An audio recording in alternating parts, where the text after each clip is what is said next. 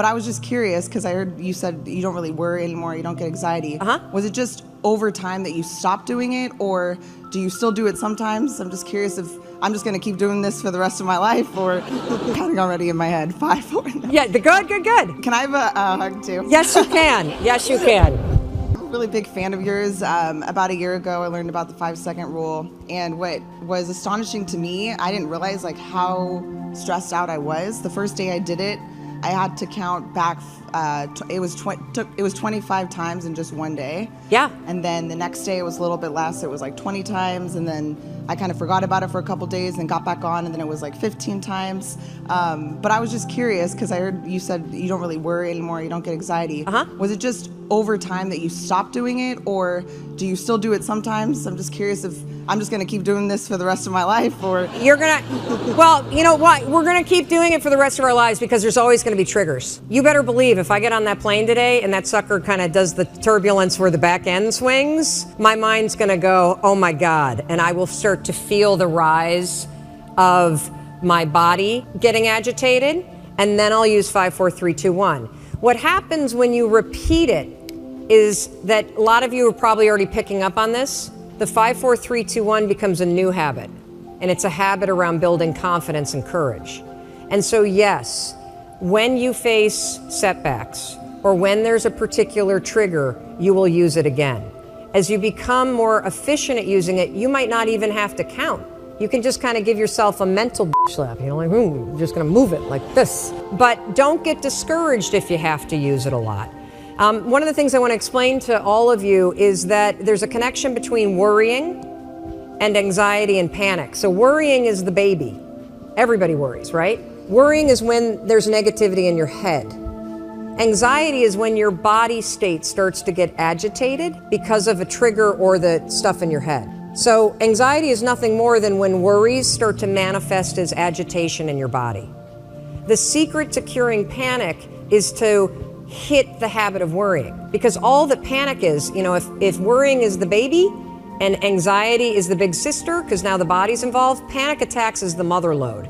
Panic attacks is when your mind now gets concerned because your body's so agitated that it actually thinks that something's physically wrong with you. So it has a panic attack to try to protect you and remove you from whatever situation that you're in. That's what it is. And so if you start attacking the habit of worrying, you will actually impact all 3 of those things. Anxiety always begins with a worry. Always. It begins with a thought that is triggered by something. So if you suffer from anxiety, you wake up in the morning and your mind spins, you lay in bed at night and your mind spins, you walk into work and you feel anxious in your body, I want you to write down all the things that trigger you to feel anxious. So let's pretend that this right here, this empty mason jar, is your brain. In order to do your best thinking, you need to make sure that you've got the full capacity of your brain leveraged and pointed at the things that are important to you. Here's the problem. When you go through life, as you go through life, what happens is, you know, your brain starts to fill up with information, and that's what creates a state of feeling overwhelmed. Being overwhelmed is nothing more than having a full brain. So as you go through your day-to-day life and you start checking email and looking at texts and looking at Facebook and sitting in meetings and flipping through television channels and sending emails and writing Excel spreadsheets and running and picking up the kids at work and getting another text and looking at Instagram and looking at Twitter and checking out the news, your brain gets pretty full, doesn't it? And so when you feel overwhelmed, what I know about you is that your brain is full of a bunch of garbage. And so, I didn't think about the drain draining. I hope that's not bothering you, but it's certainly going to bother me. What you need to do in order to fight overwhelm is you've got to actually do a brain dump. You got to get rid of all that stuff so that you've got an empty brain so you can focus again. So how do you do that? It's easy to do with a cup of water because you just pour it out. This is what you're going to do. You are literally going to dump out everything that's in your head onto this piece of paper. Every concern, every worry, every to-do, everything that's bothering you, that you're thinking about, you're going to write down.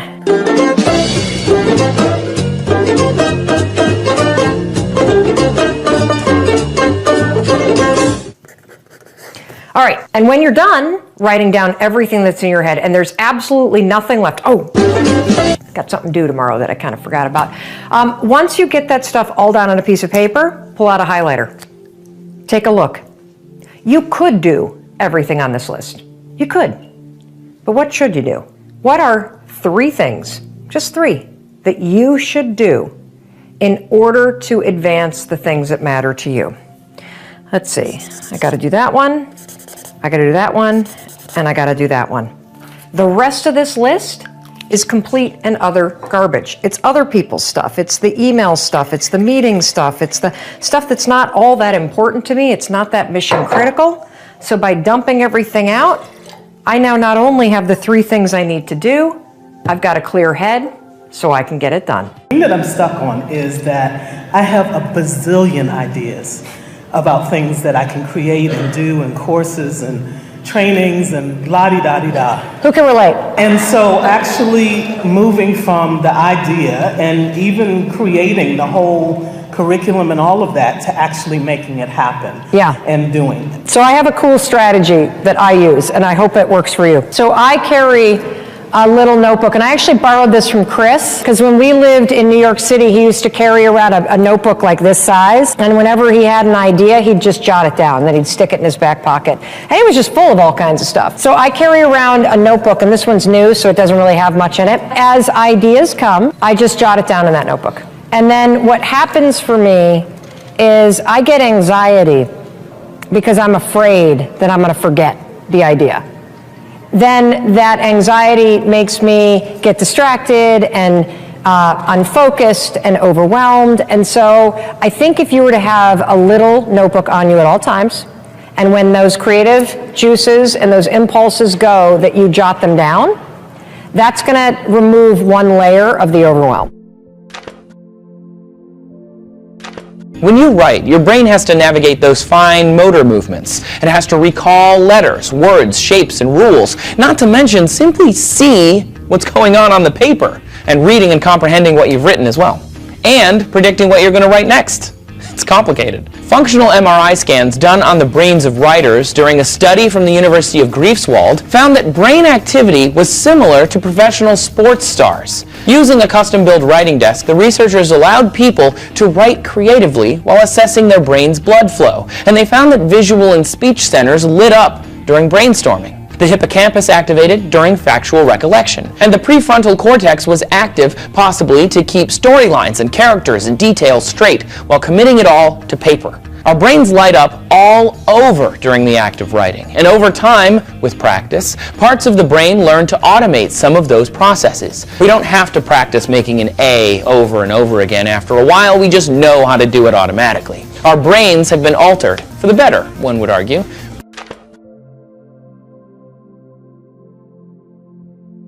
Cannot control the things that are happening in the world around us, but you can always control what you're thinking and what you're doing in response to it.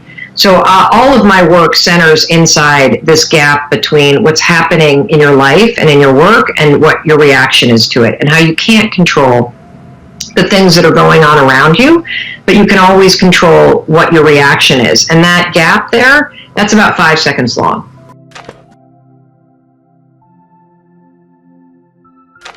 The 5-second rule is a self-coaching tool.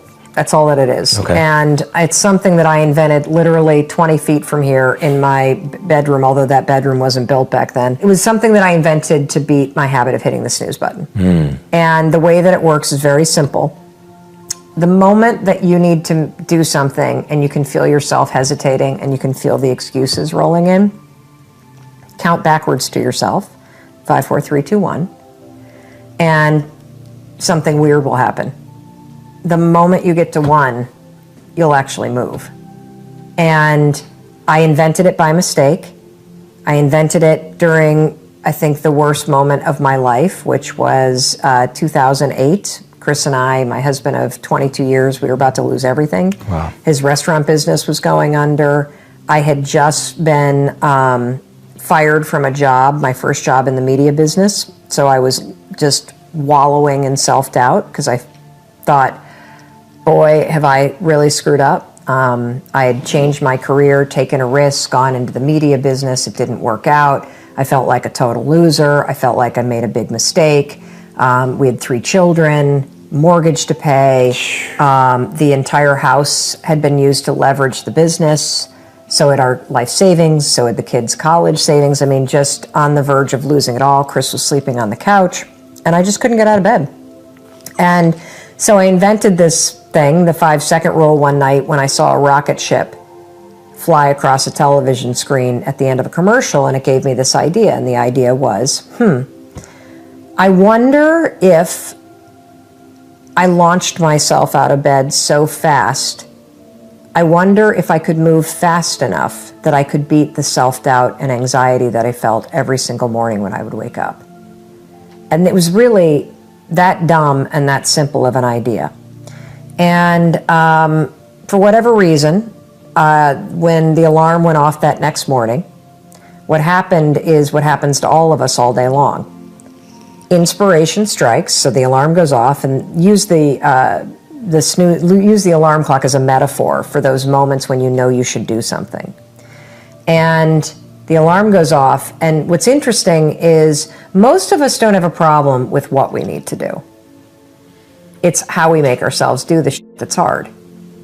So the alarm went off, and immediately my mind woke up, and my mind started spinning, as our minds do, and I started immediately thinking, like most of us do when the alarm goes off, I don't want to get up, it's cold, I don't want to face the day, I'm unemployed, And then the body starts to kind of get a little tense when anxiety comes in, or you start to feel overwhelmed about the shit you got to deal with. And I felt myself reaching for the snooze alarm like I always did. But that morning I went 5, 4, 3, 2, 1. And by the time I hit 1, I was standing up, and I was kind of freaked out because why would something so simple work? But I went on with my day. And I used it the next morning and the next morning and the next morning. And then I started to wonder, God, I see that it works as a cheat for the alarm clock, but I wonder if it could work for other things. So I started to use it for every moment in my life where I knew what to do, but I didn't feel like it. 5, 4, 3, 2, 1 literally just decimates any excuse that you have. And as I started to use it in my life to 5, 4, 3, 2, 1, not be an asshole to Chris. 5, 4, 3, 2, 1, turn and walk away from the bourbon and not have a drink. 5, 4, 3, 2, 1, pick up the phone and network. 5, 4, 3, 2, 1, walk out the door and go to the gym. Everything changed because my decisions changed.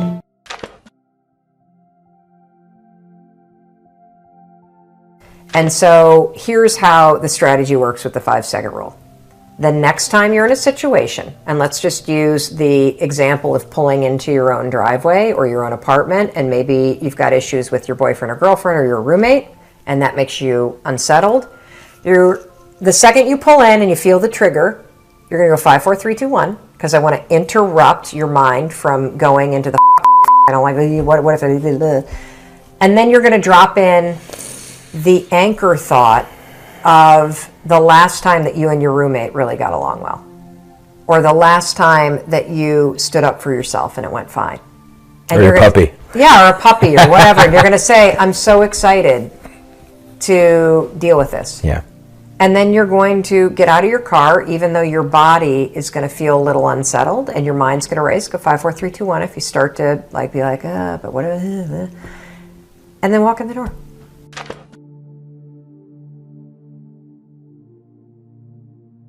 And what I'm teaching you to do is to not let your mind hijack you. Right. And it's very important because there's a very tight nexus between your habit of worrying and spiraling your thoughts and the way your body starts to amp up. And so we want to settle your mind so we don't agitate your body. You got it? Yeah. And so if you start to practice that over and over and over and over and over and over and over again, and for you 18-year-olds that are watching this, use this with the nerves that you have about what you're going to do with your life. Use this when you catch yourself worrying about college applications, because worrying about the applications won't get them done. Worrying about what your friends are doing won't make it happen. Worrying about what you're going to be doing when you're 25 or how you're going to make money, it's not going to help you make money right now. It's only going to make you miserable. Right. So 5, 4, 3, 2, 1, cut off that habit. Yeah. That'll stabilize your body, and then go to a vision of you at the age of 25, driving a car that you think is cool and hanging out with a friend that's cool and saying to yourself, I'm so excited because I know I'm going to figure it out. Because you don't need to worry about that right now. Yeah. But it becomes a habit that destroys your year this year.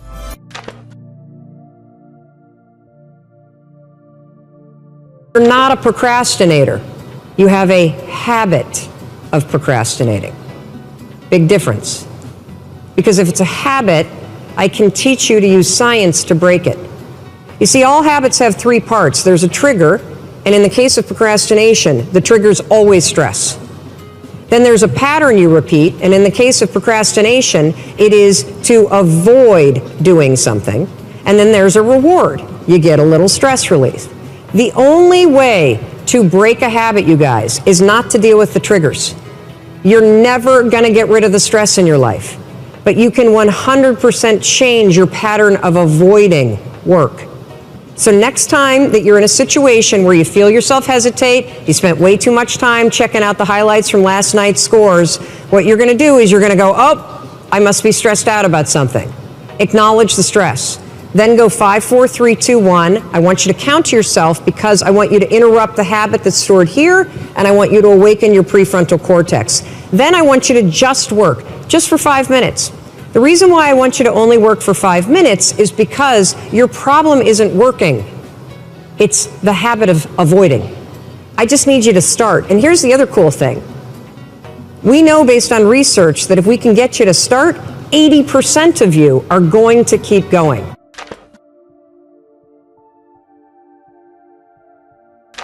If you're trying to stop yourself from repeating a pattern of behavior, let's use drinking, okay? If you're trying to use it to stop yourself from drinking, and you feel yourself being drawn to go pour the glass of wine because it's 6 o'clock, right? And you got home, and it's time to have that glass of wine. And by the way, time of day is a huge trigger for behaviors, huge trigger. So you feel yourself being drawn toward the glass of wine, go 5, 4, 3, 2, 1, and physically move away from it. So that's one thing that you can do. In terms of the thoughts, and we go into this in depth in the 5-Second Rule book, there's some science around something called if-then planning. So if-then planning will make you 60% more likely to stick to a commitment. And what if-then planning is it is coming up with a plan B before the you-know-what hits the fan. And so in the case of thinking patterns that are negative, or behavior patterns like pleasing people or silencing yourself, what I want you to do is, it can be very effective to write down all the times where you're typically triggered to do that or to think that negative thing, then come up with what you're going to do instead ahead of time. If this person uses that tone of voice with me and speaks in a disrespectful way, instead of standing here and taking it, 5, 4, 3, 2, 1, then I'm going to do this. If you're going to follow influencers and you're going to look to other people for advice, remember one thing. Would you actually trade lives with them? Would you actually want to do what they're doing with their life? And if the answer is yes, then listen. Yes. But then always come back and reflect on whether or not that advice feels true for you. Yeah. And adjust it. Because the things that I'm saying, they work for me, and I know they work for millions of people. But they might not work for you based on your mental health, based on your financial situation, based on what's going on with your family. The timing might not be right. You might not be mentally capable of doing these things without professional help. So you have to be responsible for yourself. Yeah. And that's the most important thing about personal development.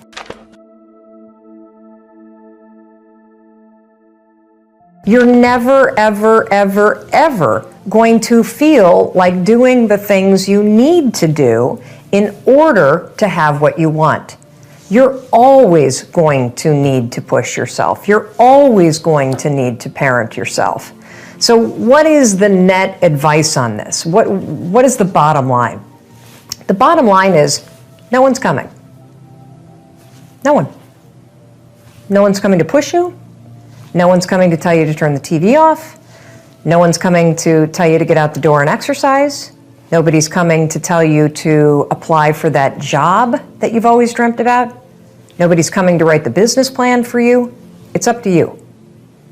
And because you're only ever going to do the things that you feel like doing right now or that feel good right now, unless you understand that you've got to parent yourself, you got to push yourself, you're not going to make your dreams come true. You're just not. We're not wired that way. You weren't born that way. You weren't that way when you were growing up, and you're certainly not that way as an adult. And there's a tremendous amount of liberation that comes when you accept the fact that you're always going to need to give yourself a push.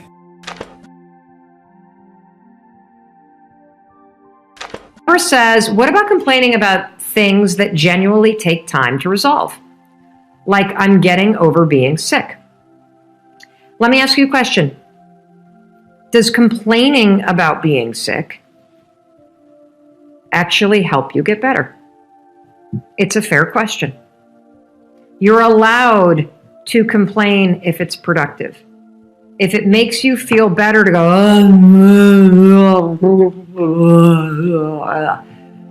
and saying it is helpful, terrific. If doing that makes you feel even worse, try not to do it. Say things like, boy, I'm on day 3 of this. I must be getting better. Boy, the meds are going to kick in at any moment. You know, when it starts, Chris is looking at me like, what are you talking about? No, it's just somebody mentioned, do thoughts count? Yes. There's outbound, sort of outward complaining, but then there's complaining in your own mind. Of course thoughts count, because you know what you complain about the most? Yourself, your body, your intelligence, what you just said, the fact that you didn't go to the gym, the fact that you didn't do what you said you were going to do.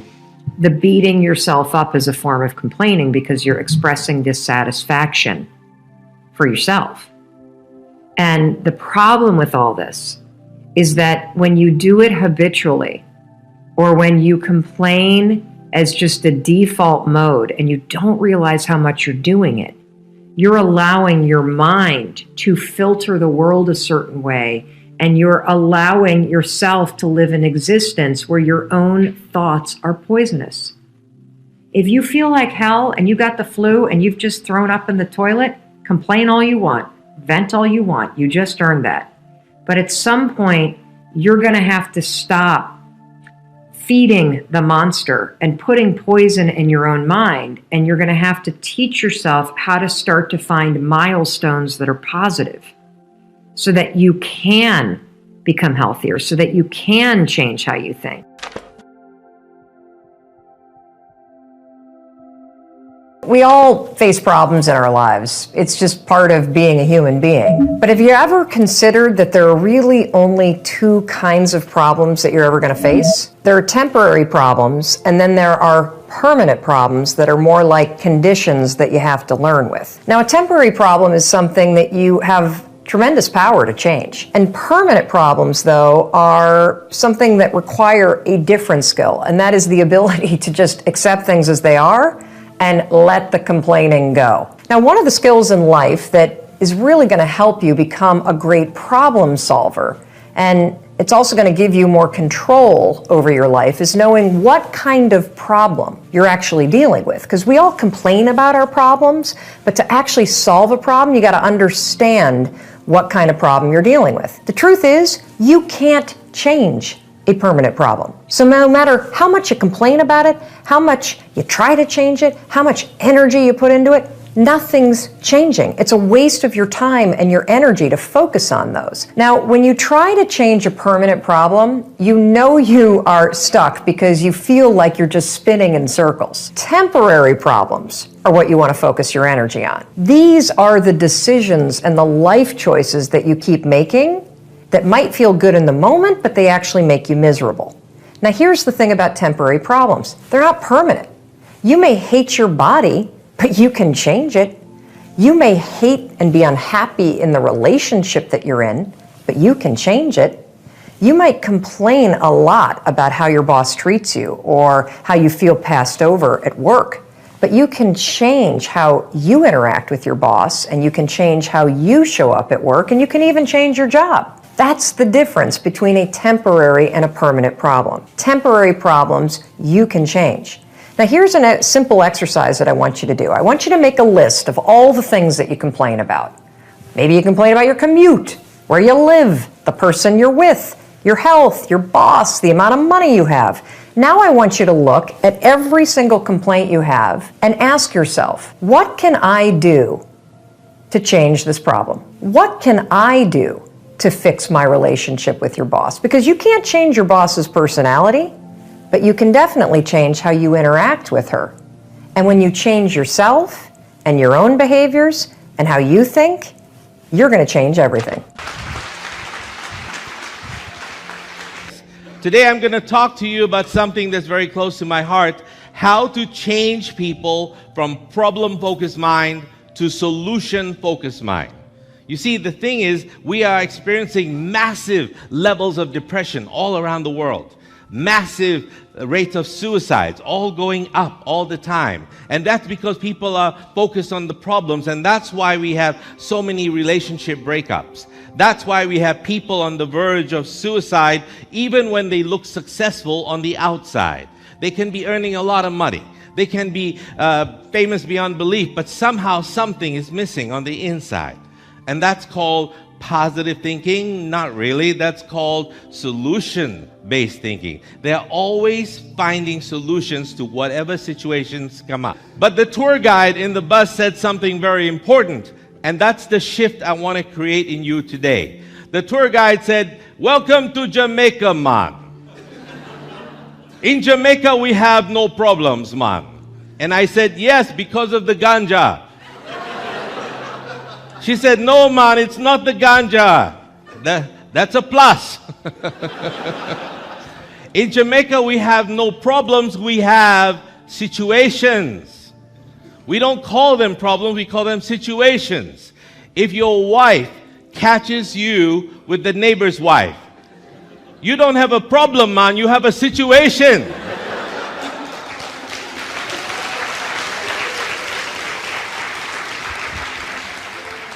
So you see, if you have a problem, it's not solvable. But if you have a situation, there's always a solution to it. So if you start to see the places where you are stuck in life, you don't have enough money before the end of the month, you have a situation, man. If your girlfriend is seeing your best friend and spending more time at his house than yours, you have a situation, man. You've got to solve this somehow. Change your behavior, change your thoughts, change your actions, or change your girlfriend. My office here in Varna is actually at the Costas. It's free, and so nobody charges me rent. But the thing is, once in a while, people who recognize who I am come by and stop, and they sit down and they talk, and they don't leave for an hour or two. And they always have problems. They talk about their husbands, their wives, their children. They talk about their jobs. They talk about the future. They talk about the lack of emotion inside of them. And there I turn them into situations. What are you going to do about it? What can you do? You see, if you do the same thing over and over and over again and expect the different results, you're going to expect to wait for years before it changes. You've got to change something. And what is the thing you change? If you want to have possibility thinking, your EQ has got to be a little bit higher. If you are a possibility thinker, your sense of humor will automatically develop over a period of time. Why? Because you see possibilities. You see, the problem is school has damaged you. You come to school, you come to university, they make you all believe one thing one way. And yet the people who have given you new technologies, the people who have given you new inventions were never in school to do that. You see, they developed that on their own because they didn't know it was impossible. They didn't know that something could not be done. The person who was told so many times, you cannot climb Mount Everest, it's impossible to climb Mount Everest, no one can breathe on Everest, no one can survive. One man decided he didn't go to school. His name was Edmund Hillary. He's from New Zealand, where they don't go to school very much. He decided to climb Everest and broke the mold. And after that, in that same year, 8 more people started to climb Everest. But somewhere along the way, someone has to show you that it's possible, then you start to do it. How about you be the one? Someone told a fellow a long time ago, you cannot break the 4-minute mile. And yet Roger Bannister decided to ignore everyone, and he ran 1 mile in under 4 minutes. After that, 3 more people broke the record, because one man showed them that it was possible. You see, I believe that you in Varna have a lot of creativity. There's something in the energy of the place. It's not about the economy. It's not about the buildings. It's not about everything. It's about the people. I love the energy of the people here because the creative people are in this room. But you know what I mean. The possibility that steps up inside of you is the thing that says there will be nothing that stands in my way. How do you develop that? Very simple. Understand where you are, what resources you have, how much money you have, what education level you have, what connections you have. And then think about where it is you want to go. What is it you want to be? Don't think 5 years, think 2 years. Just 2 years, something that's within vision. And then notice what it will take for you to get from here to there. What is the path between here and there? And if you don't know the path, find someone who has taken that path. Find someone who's already done it. And if you cannot meet them directly, find it out in books. You've got the internet. You've got all of these resources. And this is the step that no one takes, the 4th step. And that is to take the first step. No one takes action. They think about it. They draw it up in plans. It's a great plan. They put it out in their notebooks. It's a great plan. Look, I came up with this 5 years ago. Really easy to isolate yourself. What I want you to do is I want you to actually make a more concerted effort to re-engage. There's one thing that if you did every single day, no joke, it would make an extraordinary difference.